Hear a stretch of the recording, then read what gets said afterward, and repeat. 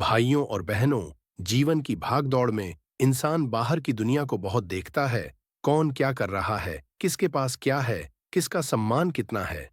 लेकिन कभी क्या हमने अपने भीतर झांकने की कोशिश की? असली यात्रा बाहर की नहीं, भीतर की होती है। मनुष्य का सबसे बड़ा शत्रु कोई और नहीं, उसका अपना अहंकार और असंयमित मन है। जब तक मन अस्थिर है, तब तक सुख संपत्ति भी चैन नहीं देती। और जब मन स्थिर हो जाता है, तब निर्धनता में भी आनंद मिलता है।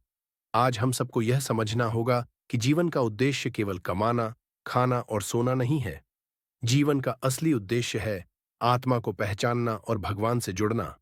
जैसे नदी सागर में मिलकर अपना अस्तित्व पूर्ण करती है, वैसे ही आत्मा परमात्मा में मिलकर शांति पाती है। पर प्रश्न उठता है, यह मार्ग कैसे मिले? मार्ग बहुत सरल है। एक, सत्संग सुनो, क्योंकि संगत इंसान की दिशा बदल देती है।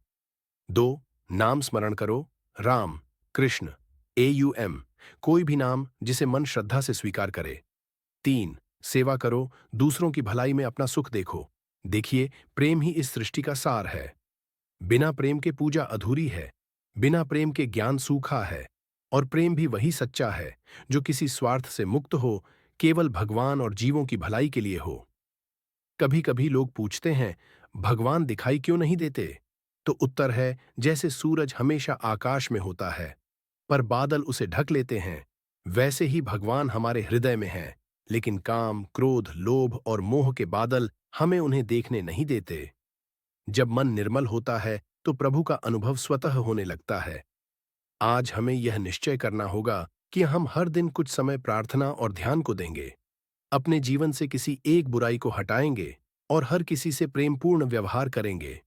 याद रखिए, धन, वैभव, यश ये सब क्षणिक हैं, पर प्रेम, सेवा और भक्ति ये शाश्वत है।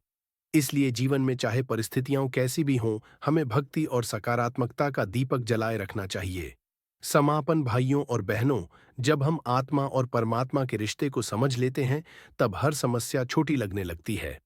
आओ हम सब मिलकर यह संकल्प लें कि अपना जीवन केवल अपने लिए नहीं, बल्कि ईश्वर और मानवता के लिए जिए। यही जीवन की सफलता है।